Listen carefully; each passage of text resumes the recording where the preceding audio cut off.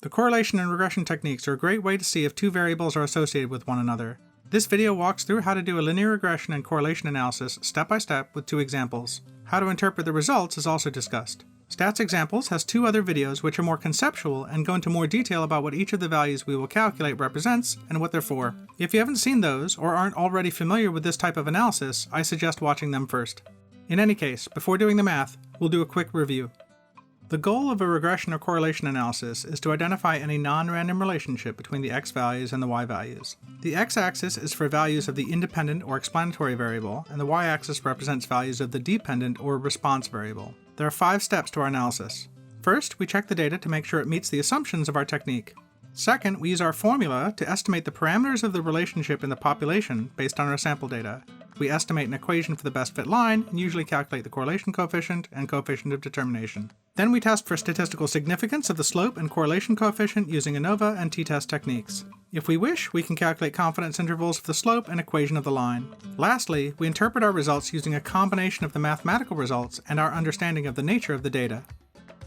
Before we jump straight into an analysis, we need to consider the data and whether it meets the assumption of our linear regression methods. There are 5 assumptions. The data points have to be independent, the independent variable values must be fixed, the data must show a linear pattern, the distribution of residuals must exhibit a normal distribution all the way along the x-axis, and the variance in the y direction must be constant along the range of the x values.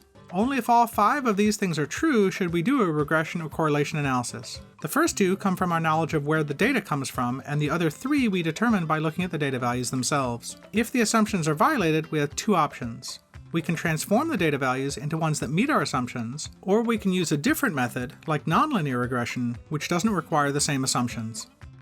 When we finish all the math, we need to be careful about interpreting our results. Significant slopes in a regression analysis can imply causation, but the causation may be indirect. There may be intermediate steps we're not aware of between our independent variable and the dependent one. Significant slopes in a correlation analysis may imply causation, but other factors may be driving the pattern. A significant correlation supports a causal argument, but can't demonstrate it all by itself. A more controlled regression-style study is needed for that. Correlation doesn't prove causation, but it's still useful. The best fit line can be used to make predictions. Even if we don't know why things are happening, we can predict what will happen. Significant correlations are our first step to finding causation. Since correlation studies are usually relatively easy, they make for good exploratory and speculative studies. A lack of a correlation is also strong evidence against causation. If someone proposes a causal process, but there is no correlation between what they claim the independent variable values are and the observed dependent variable values, their claim is greatly weakened. A significant slope implies a non-random relationship, but is it relevant or trivial? Just because something is statistically significant, that doesn't mean it's important. Finally, we should always keep in mind that the results only hold for the range of x values studied. If our data doesn't include some range of the independent variable, we should never extrapolate an observed pattern because maybe things are different elsewhere. So far so good, but what's our procedure? First, we're going to calculate some sum of squares values. Sum of squares x, sum of squares y, and the sum of the cross products of x and y. These sums will be the basis for our subsequent calculations. Then we use our sums to estimate the slope and y-intercept for our best fit line, the line that most closely follows the pattern of the data. Then we use our best fit line to estimate the sums of squares regression and the sums of squares error terms. Next, we use the SS regression and SS error terms to perform ANOVA and t-test analyses for the significance of the slope. This allows us to decide whether any patterns we think we see are statistically significant or just the results of random noise. We usually calculate the correlation coefficient and coefficient of determination. Sometimes we perform a significance test for the correlation coefficient, but honestly, that's pretty rare. It's the significance of the slope we usually really care about. Sometimes we calculate confidence and inclusion intervals for the line and slope. Confidence intervals for the slope are common, but estimation of the inclusion intervals is fairly rare. Okay, let's look at our first example. Imagine that we have a set of the first and second exam scores for 8 students in a class. Their scores are shown in the columns to the left. We're leaving a lot of space because we will want to calculate 10 more columns during our analysis. First, we'll calculate the sum of the x and y values and their mean values. The next step is to calculate a column with each x value minus the mean x value. 63 minus 75 gives the negative 12, 67 minus 75 gives the negative 8, all the way down to 87 minus 75 gives the 12 for the last value. The sum of all the values in this column will be 0. Then a column for each y value minus the mean y value. 74 minus 77 gives the negative 3. 75 minus 77 gives the negative 2, all the way down to 82 minus 77 gives the 5 for the last value. The sum of all the values in this column will be 0. Now we want a column for the x minus x mean values squared. Negative 12 squared gives 144. Negative 8 squared gives 64, all the way down to 12 squared gives 144 for the last value. The sum of all these values, 496, is the sum of squares x, denoted as SSX. Now we want a column for the y minus y mean values squared.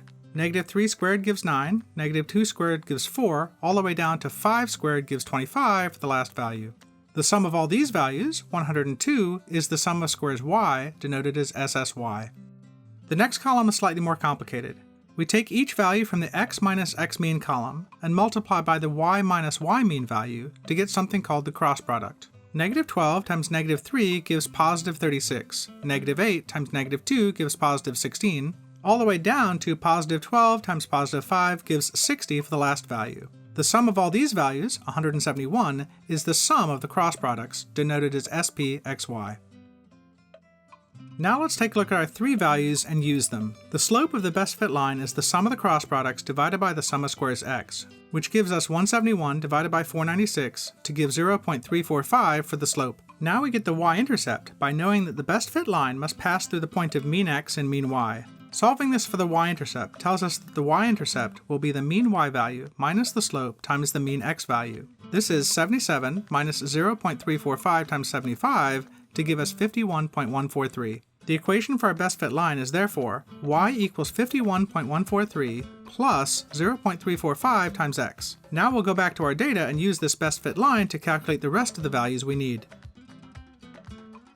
Our first column using the equation for the best fit line comes from using the equation for the line to get predicted y values. The little hat over the y symbol indicates that these are the predicted values. The first value is 51.143 plus 0.345 times 63 to get 72.86. Then 51.143 plus 0.345 times 67 to get 74.24. All the way down to 51.143 plus 0.345 times 87 to get 81.14. Now we want a column for how these predicted values compare to the overall mean y value. Predicted y minus mean y. 72.86 minus 77 gives negative 4.14. 74.24 minus 77 gives negative 2.76. All the way down to 81.14 minus 77 gives positive 4.14 for the last value. The sum of all the values in this column will be 0. Now we want a column that squares the values we just calculated, because that will give us the sum of squares regression. Negative 4.14 squared is 17.12. Negative 2.76 squared is 7.61. All the way down to positive 4.14 squared to give 17.12 for the last value. The sum of all the values in this column is the sum of squares regression, which is 59.954. Our last two columns will compare the actual values to the predicted ones. First, a column of each observed y value minus the predicted y value. These are the residuals. 74 minus 72.86 gives 1.14. 75 minus 74.24 gives 0.76. All the way down to 82 minus 81.14 gives 0.86 for the last value. The sum of all the values in this column will be 0. Now we square these values so we can get the sum of squares error. 1.14 squared is 1.29. 0.76 squared is 0.57, all the way down to 0.86 squared to give 0.74 for the last value. The sum of all the values in this column is the sum of squares error, which is 43.046. At this point, we should make a little check to make sure that the SS regression and SS error add up to the total SSY. 58.954 plus 43.046 should equal 102, which they do. Here we have our values so far. We can quickly calculate the correlation coefficient using the equation shown, and we get a value of 0.760, which indicates a strong positive relationship between these two values. We can quickly calculate the coefficient of determination by dividing the sum of squares regression by the sum of squares y to get 0.578. This is also equal to the 0.760 squared. Both of these values are suggestive of a strong relationship between the Exam 1 and Exam 2 scores. Here's a plot of the data with a smaller plot of the residuals. As we guessed from the r and r-squared values, the pattern looks fairly clear and consistent. Despite how it looks, we need to conduct some statistical tests to be sure it's not just random chance making a figure that has the illusion of a pattern. For our ANOVA analysis, we'll use the null hypothesis of slope equals 0 and the alternative hypothesis that the slope differs from 0. We'll be doing an f-test using the mean sums regression and mean sums error. Mean sums regression is the sum of squares regression divided by the degrees of freedom value for a regression, which is always 1. This gives us 58.954 divided by 1 to get 58.954. Mean sums error is the sum of squares error divided by the degrees of freedom value for the error, which is the number of data points minus 2. This gives us 43.046 divided by 8 minus 2 in the denominator to get 7.174. F is therefore 59.954 divided by 7.174, which is 8.217. Looking at our tables of critical F values from the Stats Examples website, we see that this value is larger than the critical value for p equals 0.05, but not as large as the critical value for p equals 0.025. We can therefore say that the slope of the best fit line for exam 1 scores versus exam 2 scores is significantly larger than 0, and then in parentheses, 0.025 smaller than p smaller than 0.05. This makes sense because we would expect that the first and second exam scores for students would be correlated with each other. For our t-test analysis, we'll use the null hypothesis of slope equals 0 and the alternative that the slope differs from 0. Unlike with the ANOVA, in this case we could compare to a slope other than 0 if we wanted to, however. We'll be doing a t-test using the equation shown, with the difference between the observed slope and a hypothesized one in the numerator and the standard error of the slope in the denominator. The degrees of freedom for our t-test is the number of values minus 2, which is 8 minus 2 gives 6. The next step is to calculate the standard error of the slope. We do that using the equation shown and plug in our SSY, slope, SSX, and sample size values. This gives the big ugly equation there, which ends up being 0.1203. The t-calculated value becomes 0.345 divided by 0.1203, which is 2.867. Looking at our tables of critical t-values from the Stats Examples website, we see that this value is larger than the critical value for alpha equals 0.02, but not as large as the critical value for alpha equals 0.01. This is a two-tailed test, so we have to double these values from our tables. We can therefore say that the slope of the best fit line for exam 1 scores versus exam 2 scores is significantly larger than 0, with a p-value between 0.02 and 0.04. It's not a surprise that our t-test conclusions closely match our ANOVA test conclusions. Note also that if we use this standard error to approximate the 95% confidence interval by using two standard errors above and below the estimated slope, we get a range from positive 0.105 to positive 0.585. This region doesn't include a slope value of 0, which implies that the population slope is very unlikely to be 0, just as the results of our two tests have concluded. We can do a quick test of the significance of the correlation coefficient comparing it to 0. We use the equation shown and plug in our correlation coefficient in the two locations, and we'll get a 2.867. It turns out that for linear regressions, we'll get the same t-values we did for our slope analysis, and since the degrees of freedom are also the same, we get the same result. The correlation coefficient for the relationship between exam 1 scores and exam 2 scores is significantly larger than 0, p between 0.02 and 0.04. Okay, let's look at another example. Imagine that we have a set of ID numbers and exam scores for 7 students in a class, as shown. First, we'll calculate the sum of the x and y values and their mean values.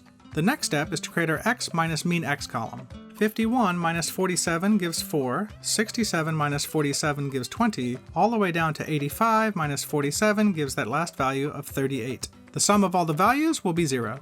Then our column of y value minus mean y values. 74 minus 76 gives negative 2, 72 minus 76 gives negative 4, all the way down to 79 minus 76 gives 3 for the last value.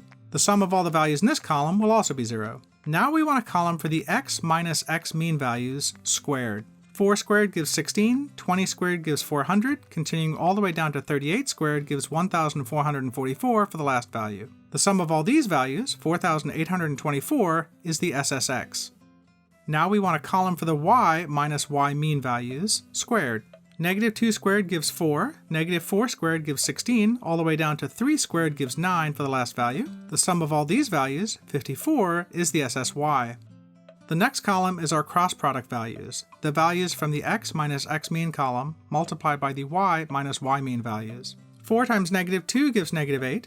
20 times negative 4 gives negative 80, all the way down to 38 times 3 to give 114 for the last value. The sum of all these values, 90, is the SPXY. Now let's use these values to get the equation for the best fit line. The slope is the sum of the cross products divided by the sum of squares x, which is 90 divided by 4,824 to give 0.019. We use our equation where we solve for the y-intercept with the line going through the mean x and mean y values. This is 76 minus 0.019 times 47 to get 75.123. The equation for our best fit line is therefore y equals 75.123 times 0.019 times x. Now we'll use this best fit line to calculate the rest of the values we need. Our next column is the predicted y values using the equation for the best fit line.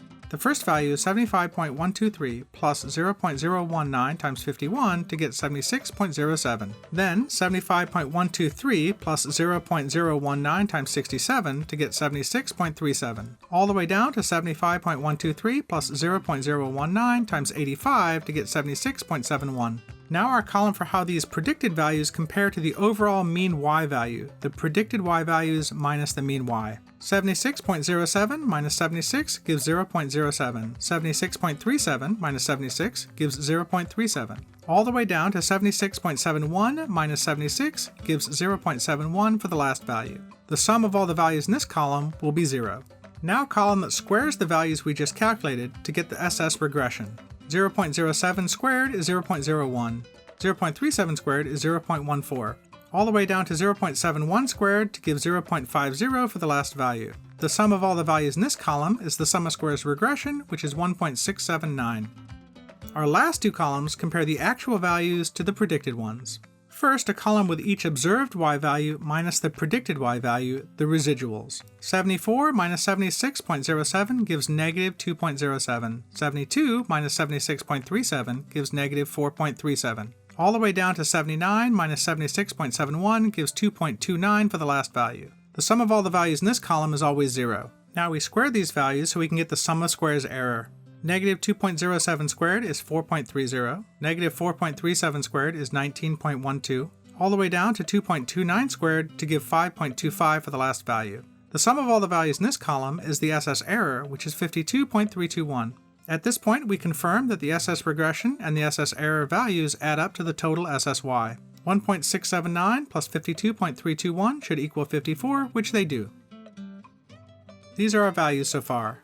Calculating the correlation coefficient gives us a value of 0.176, which suggests a weak positive relationship between these two values. But with a value this small and with so few values, the relationship may not be statistically significant. The coefficient of determination is the SS regression divided by the SSY, which is 0.031, which is also equal to the 0.176 squared. Both of these values are fairly small, especially the second one, suggesting little support for a clear relationship between the ID numbers and the exam scores. Here's a plot of the data with a smaller plot of the residuals. As we guessed from the R and R squared values, the pattern looks weak and unlikely to be consistent. Despite how it looks, we need to conduct some statistical tests to be sure. What looks like a lack of a pattern may be more than chance alone could create, and maybe there is something non-random going on. For our ANOVA analysis, we'll use the null hypothesis of slope equals 0 and the alternative that the slope differs from 0. We'll be doing an F-test using the mean sums regression and mean sums error. Mean sums regression is the SS regression divided by the degrees of freedom for a regression, which is always 1. This gives 1.679 divided by 1 to get 1.679. Mean sums error is the SS error divided by the degrees of freedom value for the error, which is the number of data points minus 2. This gives us 52.231 divided by 7 minus 2 in the denominator to get 10.464. F is therefore 1.679 divided by 10.464, which is 0.160. Looking at our tables of critical F values from the Stats Examples website, we see that this value is nowhere close to the critical values for p equals 0.05 or 0.025. We can therefore say the slope of the best fit line for ID numbers versus exam scores is not significantly different from 0, p larger than 0.05. This makes sense since we wouldn't have expected ID numbers to be related to exam scores anyway. For our t-test analysis, we'll use the null hypothesis of slope equals 0 and the alternative that the slope differs from 0. We'll be doing a t-test using the equation shown. The degrees of freedom for our t-test is the number of values minus 2, which is 7 minus 2 equals 5. Then we calculate the standard error of the slope using the equation shown, which gives us the second equation, which ends up being 0.0466. The t-calculated value becomes 0.019 divided by 0.0466, which is 0.401. Looking at our tables of critical t-values from the Stats Examples website, we see that this value is much smaller than the critical value for alpha equals 0.1, which we double since this is a two-tailed test. Therefore, we know that p is larger than 0.2. We can therefore say that the slope of the best fit line for ID numbers versus exam scores is not significantly different from 0, p larger than 0.2. It's not a surprise that our t-test conclusions closely match our ANOVA test conclusions.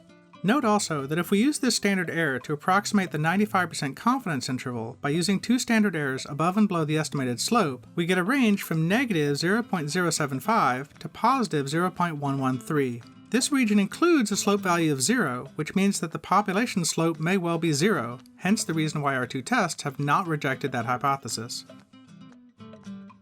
Our quick test of the significance of the correlation coefficient will show a similar result. We use the equation shown and plug in our correlation coefficient into the two locations and get 0.401, same as the t-calculated value for the significance of the slope. Referencing our t-table, the correlation coefficient for the relationship between ID numbers and exam scores is not significantly different from 0, p larger than 0.2. Now that we've done a couple of examples with simplified datasets, let's look at some real data. It just so happens that as I'm making this video, I'm teaching a statistics course and have data for the first and second exams for a bunch of my students. This figure shows the first exam score on the x-axis and the second exam score on the y-axis for the 126 students who took both exams. The best fit line is the red dashed line through the data. We can certainly see what looks like a positive relationship. Students who did well on the first exam did well on the second, and vice versa. We also see some noise. The relationship isn't perfect. There are certainly some students who did very differently on the exams. But maybe this is just an illusion. Humans are very prone to find patterns even when there aren't any. Here are the estimated parameters and the test statistics. The p-values for both the ANOVA and the t-test approach are extremely small. There's less than a 1 in a 10 trillion chance that the pattern would be that consistent just by random chance. We can therefore very confidently say that the slope of the best fit line for exam 1 scores and exam 2 scores is significantly larger than 0, p less than 10 to the minus 13. Note that our 95% confidence interval for the slope does not include the value of 0, it's not even close. Obviously, this doesn't prove that the score on exam 1 caused the score on exam 2. There is some other factor, academic ability for example, that is causing both of these values. This study is clearly a correlation study because we didn't control all the non-exam factors or specify treatment groups with certain values on the x-axis. If this data had been the number of minutes each student was allowed to take the exam on the x-axis with their scores on the y-axis, it would be valid to consider it to be a regression study. We still haven't controlled all the other factors, but the argument for causality would be much stronger. Now let's look at more real data from the same class. Now let's think about the last two numbers of the students' ID numbers and their exam scores. Obviously, we're not going to expect to see a significant pattern for this data. This figure shows the two digits from the student ID numbers on the x-axis and the first exam score on the y-axis for the 127 students who took the first exam. The best fit line is the red dashed line through the data. Now there doesn't look to be much of a relationship at all. Maybe there's a slight negative one, but what we see is clearly mostly noise. Here are the estimated parameters and the test statistics. The p-values for both the ANOVA and the t-test approach are not small. A pattern like the one seen is easily explained by random chance. We would therefore say that the slope of the best fit line for ID numbers versus exam 1 scores is not significantly different from 0, p larger than 0.4. This time our 95% confidence interval for the slope completely surrounds 0. This doesn't prove that there's no relationship between the last two digits of the student ID numbers and their exam scores, but it provides no support for anyone making that claim. In fact, this lack of a pattern, when we have a nice big dataset, would be very good evidence against someone making that claim. Finally, I find this chart useful for students when they're learning the correlation and regression techniques. While the math for correlation and regression is the same, the conclusions and interpretations we can make differ. Let's think about the two main outcomes, when our tests return significant results and when they return non-significant results. By the way, we use the term non-significant instead of insignificant to avoid confusion about whether we're talking about test results or relevance. First, when our tests return significant results. For both types of studies, this would be when the p-values are less than 0.05 and our 95% confidence interval for the slope would not include 0. The identification of a non-random pattern also means that we can predict values of each variable from the other with some degree of accuracy. We should keep in mind, however, that while these results demonstrate a real relationship between the two variables, it might be trivial or unimportant in the real world. What differs is what we can say about causation. If the analysis is a correlation one, then a causation process is hinted at, but we can't make any definite conclusions about the nature of the causation. If the analysis is a regression one, however, then we can make a definite conclusion about the nature of the causation. The independent variable is causing the dependent one. This process may be indirect, of course, but we've learned something concrete about the process. But what about when our tests return non-significant results? For both types of studies, this would be when the p-values are larger than 0.05 and our 95% confidence interval for the slope would include 0. The lack of a non-random pattern means that we can't predict values of each variable from the other. There's no evidence that these two variables have anything to do with each other. There's also a slight difference in what we can say about causation. If the analysis is a correlation one, then any claim for causation is weakened. But since the study is a correlation, this counterargument is not definitive. If the analysis is a regression one, however, then any claim for causation is severely weakened, and this kind of study can essentially demonstrate that there is no causal link between the two factors. Correlation and regression are very widely used to search for relationships between measured factors. As we've seen, although the math can get a bit involved, the whole process is doable and the results are fairly straightforward to interpret. As always, a high-resolution PDF of this summary slide is available on the Stats Examples website. If you found this video useful, consider subscribing, liking, and sharing to help others find it too.